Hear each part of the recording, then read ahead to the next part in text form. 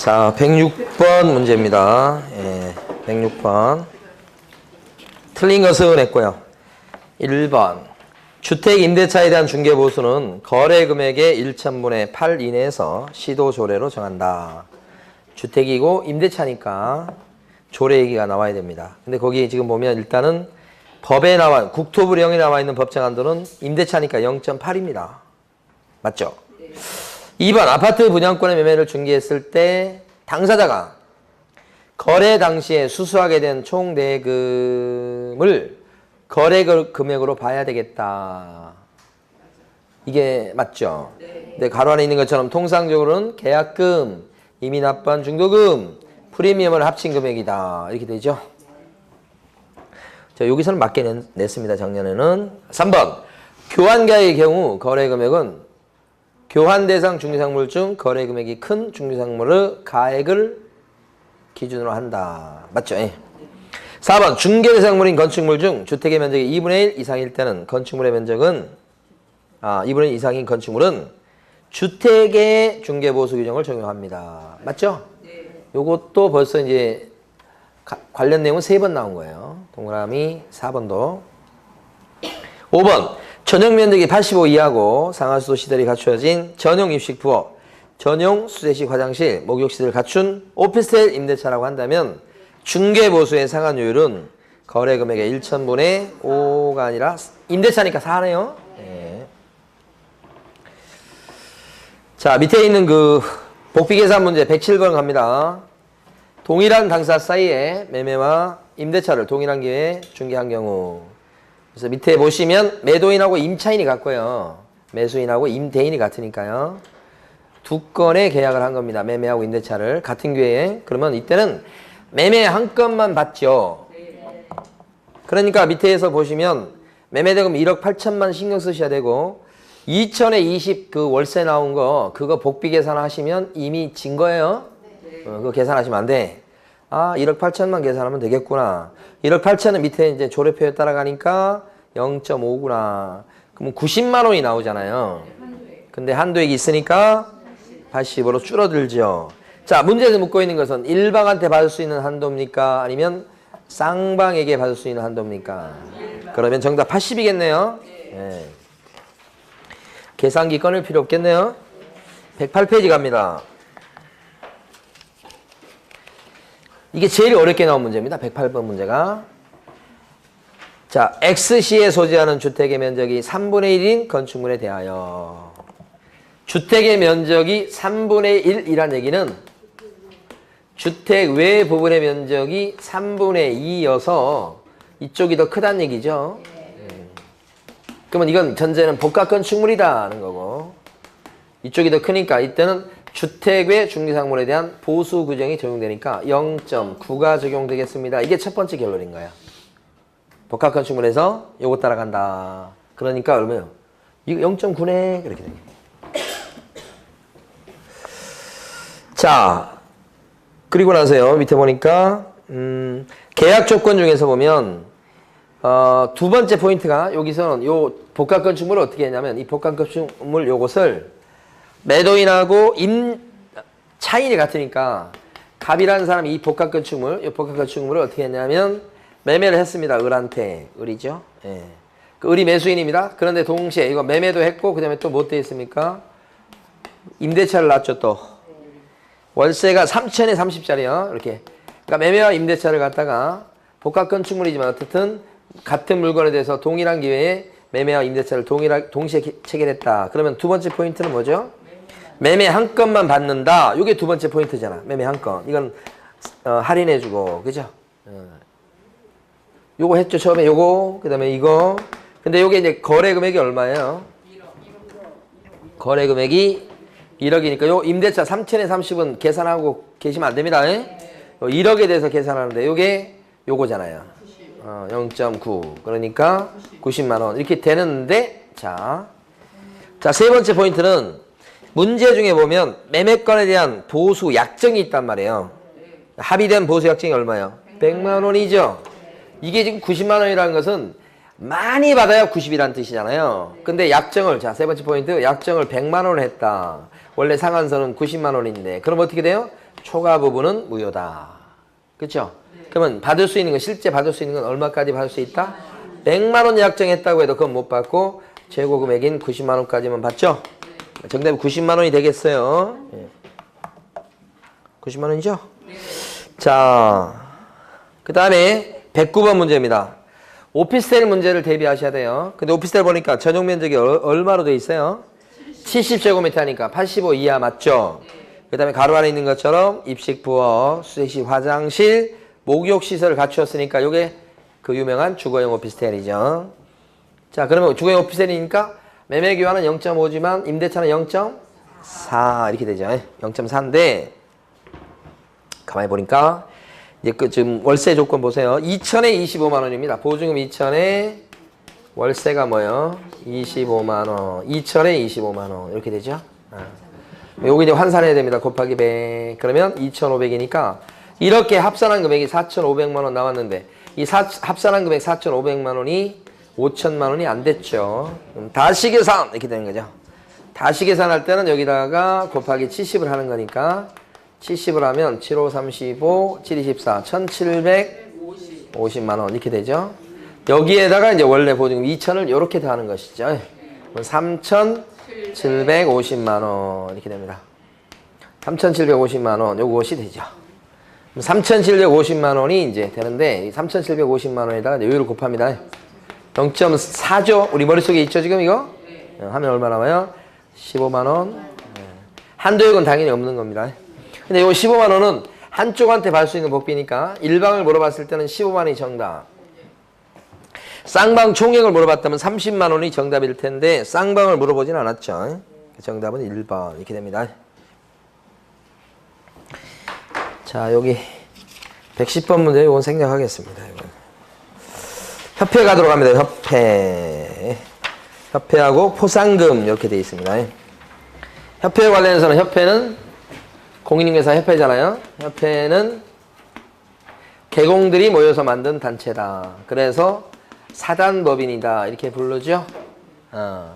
그리고 이런 개업공인중개사는 반드시 협회 회원으로 가입해야 됩니까? 임의 가입주의다. 이렇게 하고요. 자, 이런 협회의 설립 절차는 4단계죠. 정, 창, 인 등. 설립 절차 4단계 이렇게 되죠. 정관 만들고요. 그 다음에 창립총회 열고요. 설립인가 받고요. 마지막에 설립, 등기함으로써 협회가 설립되죠. 그 정관 만들 때 발기인 숫자는 300명 이상. 창립총회 때는요. 그 배인 600명 이상. 그 중에 서울 출신이 100명 이상. 광역시도 출신이 20명 이상. 이런 식으로. 인가는 누가 인가를 내주는 거죠? 국장의 인가. 그죠? 자, 협회 그랬을 때 협회 조직을 보면 협회는 자, 협회가 있으면 협회 조직은 주된 사무소가 있고 협회 조직 그러면 주된 사무소가 있고 그 다음에 지부가 있고 지회가 있고 이렇게 주된 사무소는 어디에 두는 거예요? 아무데나 장소에 제한 없어요. 근데 주된 사무소는 반드시 있기는 있어야 되는 거예요. 자, 지부는 어디에다 설치하는 거예요? 시도 요 큰 시를 얘기합니다. 지회는 뭐예요? 시군구 다른 말로 등록관청 이렇게 얘기하기도 하고 근데 여기 지부나 지회는 반드시 두어야 되는 건 아니고 둘 수도 있다. 그래서 자체적으로 정관으로 정하는 바에 따라 둘 수도 있다. 근데 주된 사무소는 반드시 있어야 되는 건 사실인데 장소에 제한은 없다. 그래서 지부 설치했을 때는 어디 가서 신고하죠? 설치 신고? 시도지사한테. 지회를 설치했을 때는 어디 가서 설치 신고하죠? 시장군수구청장 또는 등록관청에 설치 신고. 자, 이렇게 만들어진 협회에 대해서는 업무가 크게 두 가지로 나뉘죠. 본래 업무가 있고 또 어떤 업무가 있습니까? 수탁 업무가 있다. 원래는 협회 업무가 아닌데 협회가 또 맡아서 하는 업무가 있죠. 어떤 게 있어요?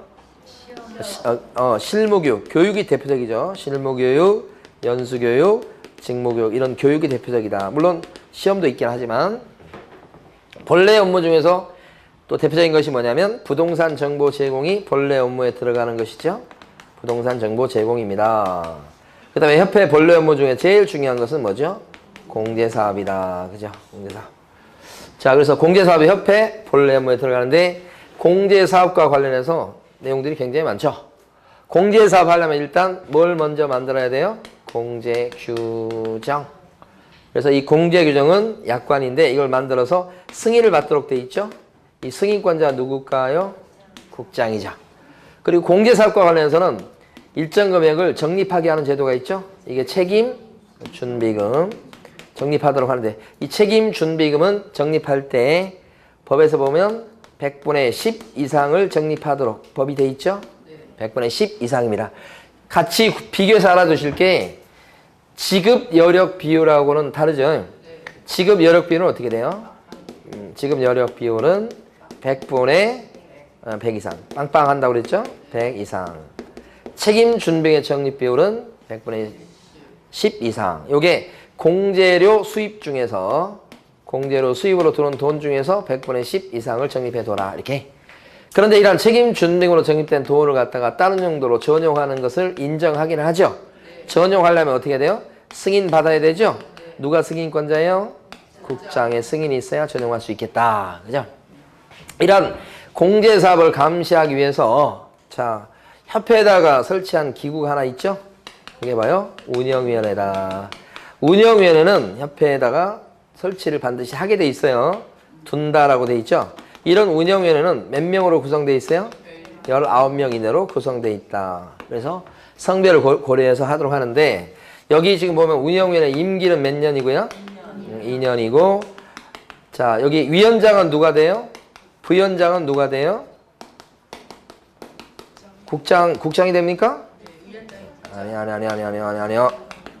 호선이에요. 여기서 위원장 또는 부위원장은 어떻게? 자기들이 알아서 뽑아요. 호선입니다. 호선. 자, 그때 운영위원 자격과 관련해서요. 공제조합 경력자는 운영위원 자격이 될 수 있죠? 공제조합 경력자는 몇 년 이상 경력이 있어야 됩니까? 5년. 그죠? 자, 금융 전문가 같은 경우는 전직도 운영위원 자격이 있습니까? 네. 전직도 있고, 그 다음에 뭐예요? 현직도 있다. 그런데 소비 전문가는 어떻습니까? 현직만 인정이, 전직은 안 되고 현직만 인정이 된다. 이런 게 중요한 특징. 그죠? 네. 자, 운영위원회에서 이제 이렇게 감시하는 그걸 두고. 그 다음에 이제 마지막으로는 협회에 대한 감독 관청이 어디예요? 협회에 대해서는 누가 감독합니까? 협회에 대해서 감독은 누가요? 국장이. 감시하려고 뭐 하라고 합니까? 총회에서 의견한 내용을 지체 없이 뭐 해라? 보고해라. 지체 없이 뭐요? 보고. 그래서 뭐 하려고요? 감독권을 행사하기 위해서 그렇다. 이런 내용 나오죠. 문제 보시겠습니다. 공제사업에 관한 설명으로 옳은 건 몇 개인가? 기억반, 협회는 서울시에 주된 사무소를 두어야 한다. 자, 주된 사무소를 반드시 두어야 한다는데 아무데나 둘 수 있기 때문에 서울특별시에 그러면 틀리는 거잖아요. 2번, 협회에 관련해서는 중개사 법령에 규정된 것 외에는 민법 중 조합에 관한 규정을 적용한다. 지금 무슨 법인이라고 그랬어요 아까? 사단법인. 그래서 사단법인에 관한 규정을 적용합니다. 재단법인도 아니고. 디귿번, 협회는 정관으로 정하는 바에 따라 광역시에다가 지부를 둘 수 있다. 광역시 그러면 특별시, 광역시 큰 시죠. 거기는 뭐예요? 지부. 맞죠? 그 다음에 리얼번, 협회는 책임 준비금을 다른 용도로 사용하고자 했을 때는 국장의 승인을 얻어야 되겠다. 맞죠? 자, 그래서 공책 승인 했었다고 그랬죠? 지금 두 개? 승인, 공책 승인. 그죠? 공책 승인. 자, 설립이 인가고요. 여기 공책은 승인상이에요.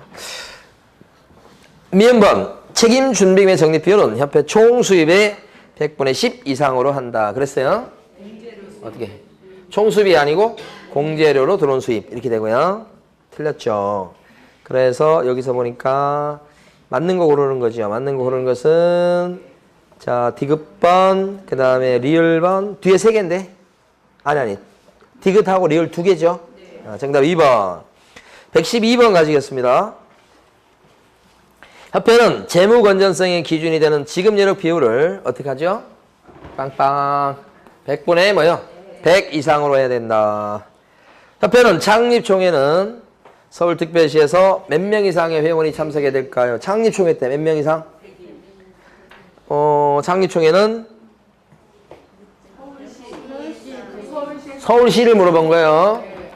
요거 100명 이상이에요. 장리총회인데 전체는 600명 이상. 근데 서울시 출신은 100명 이상. 광역시 도 출신이 20명 이상. 이렇게 되는 거죠.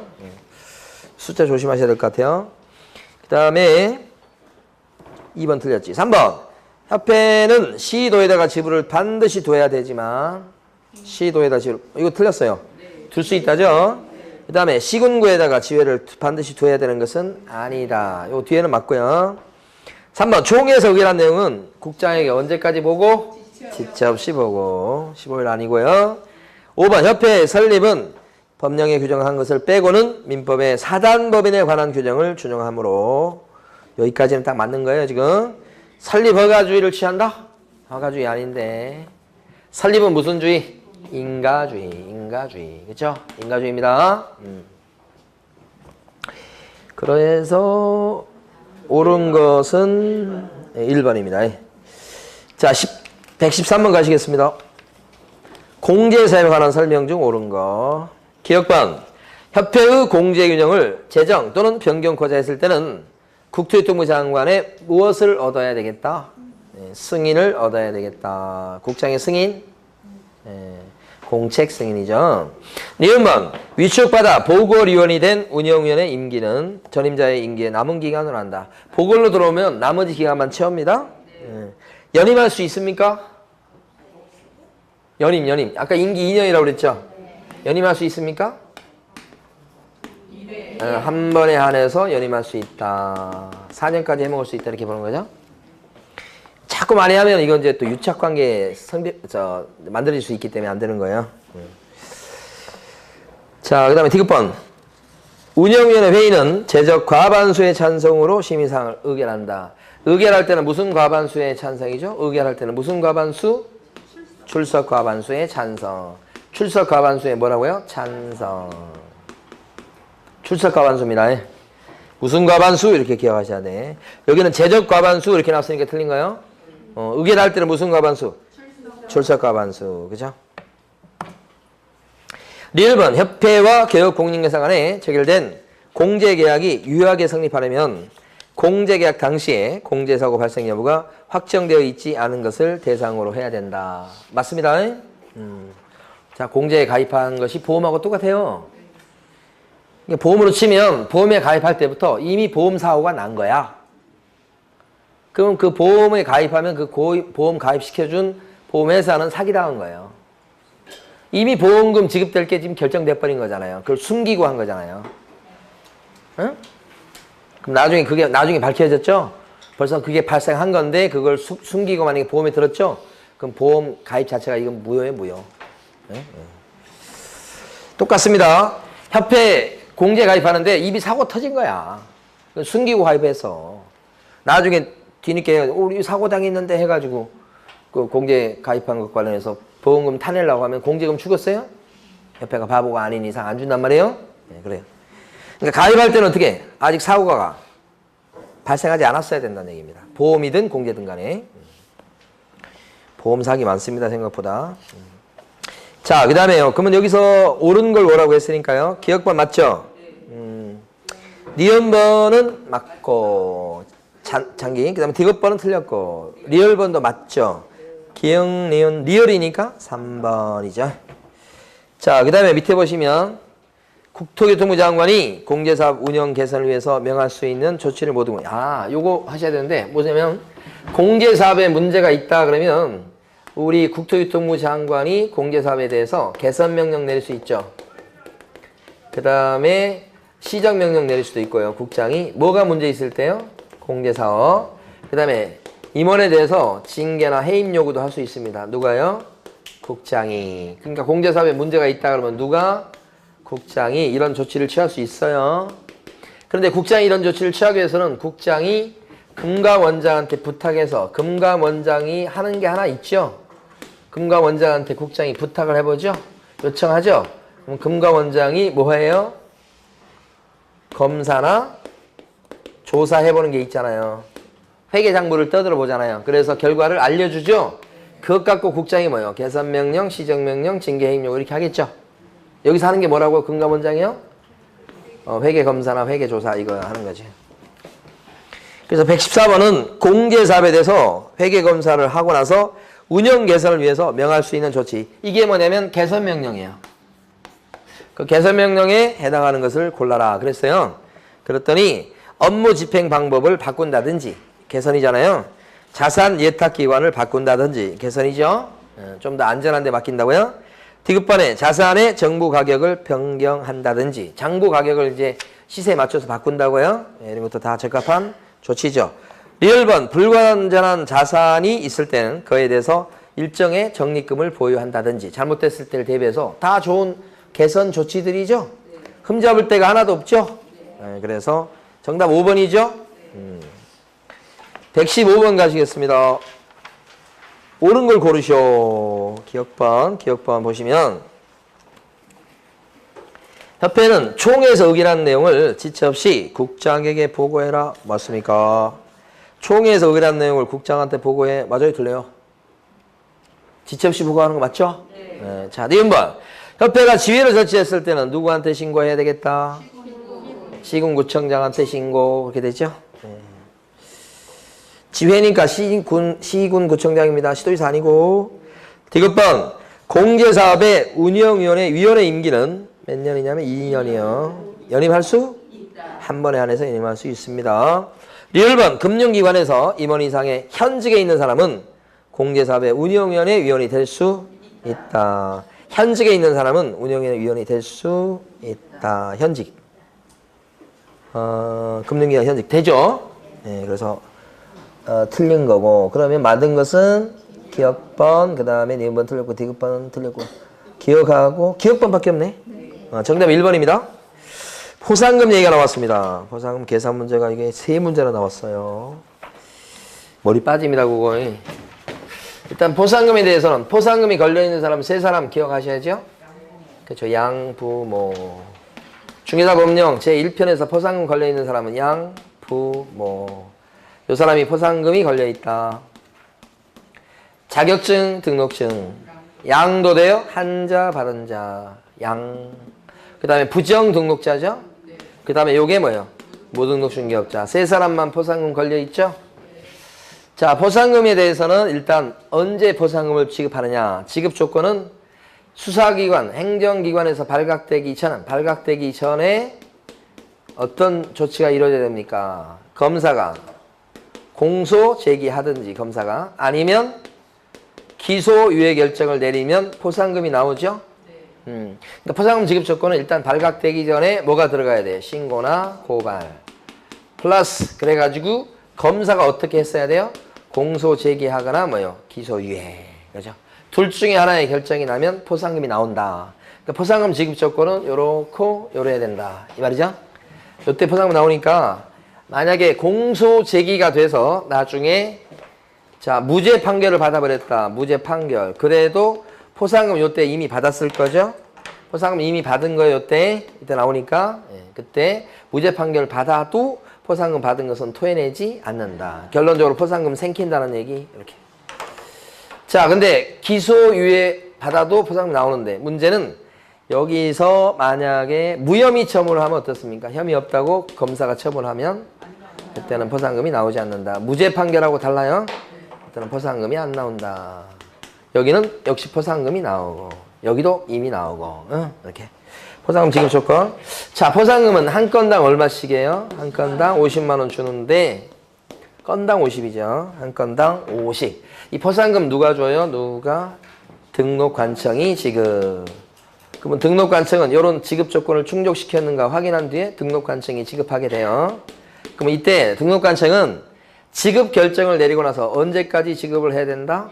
1개월 이내 지급. 한 달 잘 물어보고요. 지급하게 됩니다. 이때 포상금은 50만 원인데 국고에서 보조하는 제도 있는 거 아시죠? 네, 국고보조는 어떻게 해요? 100분의 50 이내 범위 안에서 국고보조죠. 그래서 50%까지 보조가 이루어질 수 있다. 국고보조 가능하죠. 네. 근데 건당 50인데 그렇습니다. 자, 그 다음에 2건 이상의 신고 또는 고발이 접수했다. 따로따로 신고 고발이 접수했다. 그랬을 때는 최초로 신고 고발한 사람한테 포상금 몰아주죠? 근데 공동으로 신고 고발했다. 같이. 그렇게 되면 포상금은 어떻게 되죠? 균등 배분이다. 이렇게 되겠죠? 균등 배분. 다만 이제 같이 신고했을 때도 신고한 사람들이 배분 방법에 대해서 합의를 하면 합의가 무조건 어떻게 되죠? 우선한 건 있다. 그런 거죠? 그러면 118번 문제 한번 풀어보시기 바랍니다. 118번 문제.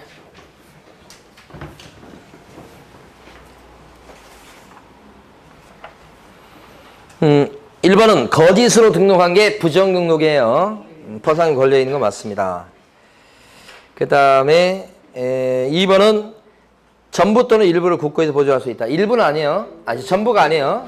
일부를 보조할 수 있다. 그죠? 100분의 50 이내에서 일부. 왜 일부란 얘기야? 100분의 50 이내가. 건당 50 맞고요. 4번은 지급 결정이 날 때부터 1개월 내 지급하는 거 맞죠? 요거. 5번 질문은 두 건의 신고가 접수했다 하면 그때는 뭐예요? 최초로 신고 고발한 사람한테 다 몰아주죠? 116번 보시겠습니다. 요거 계산 문제인데 시간이 한참 걸려요. 막 10분 걸리고 그래요. 그래서 이런 문제가 나온다. 지금 3번 나왔어요. 요게. 자, 3번 나오는데 이게 나오면 어떻게 돼요? 이거 나오면 제일 마지막에 푸셔야 됩니다. 제일 마지막으로 넘기시고 제일 마지막까지 넘겨놨는데 시간이 부족해서 만약에 풀 시간이 없었어요. 그럼 어떻게 됩니까? 아무거나 하나 찍으셔야 됩니다. 찍을 각오를 하시고 넘어가셔야 돼. 우리 이제 연습 시간이니까 한번 해보는 거예요. 갑은 중개사무소를 부정한 방법으로 개설 등록한 A와 B를 각각 신고 고발했다. A하고 B가 무슨 잘못했나요? 부정 등록. 포상금이 걸려있는 거 맞죠? 누가 신고 고발했습니까? 갑이요. 그런데 자, 어떻게 되는가? 아직은 안 나왔어요. 자, 니은번요. 포상금이 걸려있다는 것만 알고. 니은번. 중개사무소 개설 등록하지 않고 중개업을 하는 C인데 이 사람이 무등록 중개업자죠?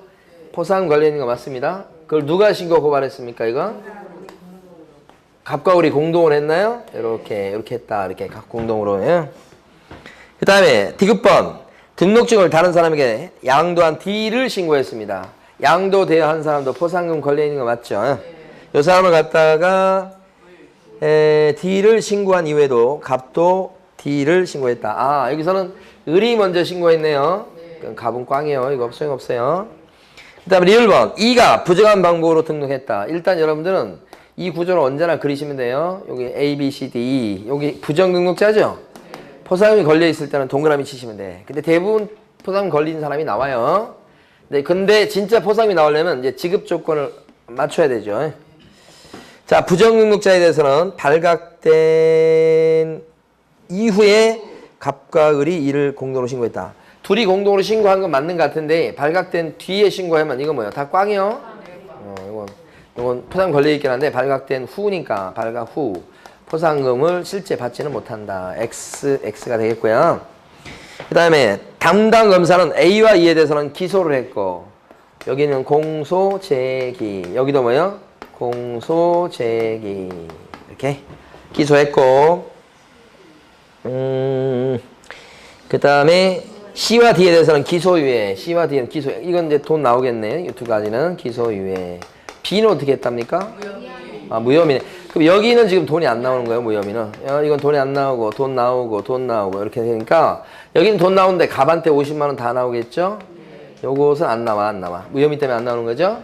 여기는 나오는데, 둘이 같이 했기 때문에, 약정한 게 없을 때는 25만원씩 나오겠고요. 이것은 나오는데, 을이 받겠죠, 50만원. 결국은 갑도 최종 75만원. 을도 얼마요? 75만원. 이렇게 되는 거예요. 자, 오른쪽에 있는 117번 문제 보시겠습니다. 포상금은 최대 금액을 했고 갑은 똑같은 구조로 내요. 전부 다 등록하지 않고 중개업을 한 A가 어떤 잘못했어요? 무등록 중개업자야. 무등록 중개업자는 포상금 걸려있죠? 이렇게 동그라미 치시고 자, A를 고발한 A는 기소유예 결정을 받았다고 나오나요? 기소유예. 누가 신고 고발했습니까? 갑이요. 그래서 갑이 신고 고발했는데 기소유예가 있으니까 포상금 50만원 나오겠죠? 이거 나오는 거 맞습니다. 두 번째 거요. 거짓 부정한 방법으로 등록을 한 B에 대해서 갑이 먼저 신고하고 을이 신고했다. 검사는 어떻게 됐어요? B인가요? B? 부정등록자입니까 이 사람? 네. 근데 이때 어떤 결정을 받았죠? 검사가? 어떤 거요? 공소제기. 공소제기했다. 근데 이때는 갑과 을이 같이 했나요? 어떻게 됐나요? 갑이 먼저 하고. 아이고, 깜짝이야. 갑이 먼저 했으니까 여기서 뭐요? 50을 다 받고. 여기 2등은 소용없어요. 요렇게 이렇게 하는 거예요. 자, 이번에요. 세 번째 점. 갑과 을은 포상금 배분 방법에 대한 합의 없이 공동으로 자, 자격증을 딴 사람한테 대여한 C를 신고했는데 C는 어떤 짓을 했냐? 양도대여죠. 빌려준 사람. 자, 그랬는데 검사가 어떻게 했어요? 공소제기. 공소제기가 됐는데 그 뒤에 사족이 달려 있어요. 무죄 판결 받았다 이렇게 나오는데 무죄 판결 받아도 소용없어요. 공소제기 되면 돈 받습니다. 그런데 누가 신고 고발했죠? 같이. 그러면 다른 말이 없으면 똑같이 절반씩 받아가겠죠. 이런 뜻이고. 그 다음 네 번째, 을은 등록증을 대여받은 D와 E를 신고했는데 D는 어떤 잘못했더라? 양도되어 받은. E도 뭐요? 양도되어 받은. 이렇게 했죠? 네, 그런 건데 자, 거기에 대해서 검사가 D는 어떻게 했고? 무혐의. 그러니까 무혐의라고 나오면 그때는 못 받겠다. 여기는 공소제기인가요? 네. 공소제기. 근데 여기도 무죄 판결을 받았어요? 네. 무죄 판결이 있든 없든 관계없어요. 공소제기 되면 받죠? 근데 이 D와 E에 대해서는 누가 신고 고발했어요? 여기가 돈 벌었네. 50만 원. 여기도? D는 아니에요. 무형이죠? 그럼 여기 안 벌고 여기만 벌었습니다. 이렇게. 그럼 이제 을은 최종적으로 75만 원. 갑은 125만 원. 이게 정답이겠죠? 이렇게 하는 거라고요. 자, 76페이지 가보시면 119번 문제요. 보시겠습니다. 갑은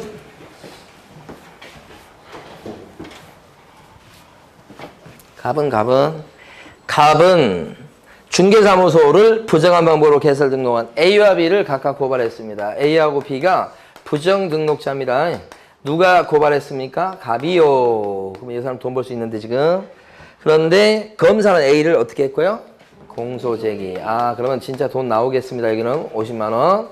자, 공소제기 했고 그 다음에 B는 뭐예요? 무혐의. 이건 무혐의 갖고는 돈이 안 나오죠? 그러니까 여기는 돈을 못 벌고요. 여기는 50만 원 벌고 그런 상황입니다. 지금.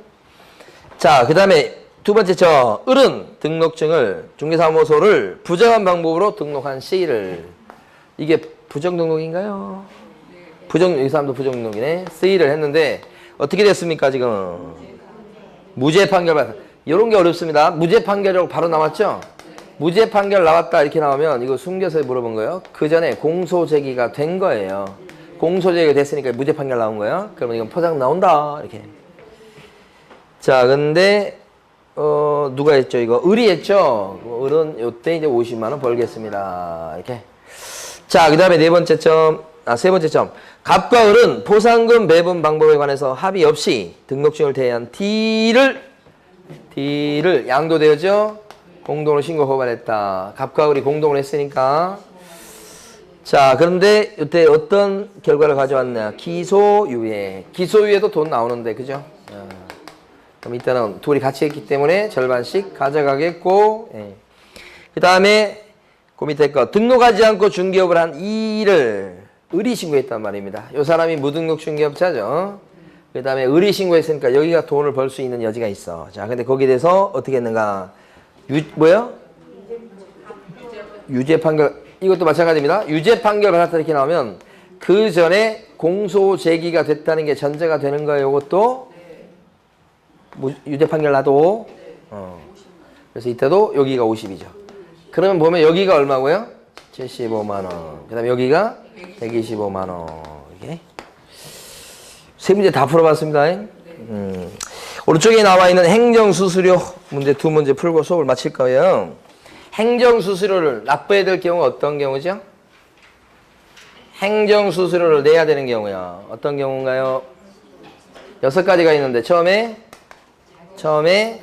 시험 보려고 응시 원서 냈을 때요. 응시 원서 냈을 때 응시수수료. 그 다음에 자격증을 딴 뒤에 자격증을 재발급 신청할 때도 수수료 내죠. 또 등록 신청해서 사무실 오픈하려고 할 때도 이때도 수수료 내고 그 다음에 또요. 등록증을 어떻게 할 때? 재발급 신청을 할 때도 수수료 내고 이런 거예요. 그 다음에 또 어떤 경우가 있어요? 분사모소 설치 신고할 때도 수수료 내고, 그 다음에 신고필증을 나중에 재발급 받을 때도, 이때도 다 수수료 내죠? 이때는 지방자치단체 조례 가정하는 수수료 내야 되겠다. 이렇게 되는 거니까. 언제나 조심할 것은, 이거 어렵지 않죠? 응시에서 나중에 자격증 따고 합격하면 자격증을 갖다가 교부할 때는 수수료 내란 소리가 없죠? 요거야, 요거. 그 다음에 이제 제일 중요한 것은 거래무 사업자가 되겠다고 지정 신청하고 뭐 그런 거 있잖아요. 이때도 수수료 내지 않고 시험에 많이 나왔던 게 휴업신고 이런 겁니다. 안 냅니다. 휴업신고할 때 안 내죠? 네. 요때 이제 수수료 내도록 돼 있다. 자, 120번 골라보시고. 120번 1번은 기억번 들어가고 니은번도 들어가고 디귿번 안 들어가네 요게. 리을번은요? 들어가고 기억 니은 리을이니까 2번이죠? 121번 마지막으로 골라보시고. 너무 쉽죠? 자, 휴업신고 안 들어가고요. 제일 마지막 거 조심하셔야 돼. 자격증 처음 받을 때도 안 들어가죠? 그래서 요게 좀 그나마 어려운 거 몇 개입니까? 3개. 아, 내는 거니까 3개죠? 네. 자, 그래서 우리 이번 주에 77페이지까지 했는데 다음 주에 끝날 것 같습니까? 못 끝날 것 같습니다. 일단 오늘 끝내고 봅니다. 다음 주는 다음 주에 생각하고요. 네. 자, 오늘까지입니다. 수고 많으셨습니다. 감사합니다. 네.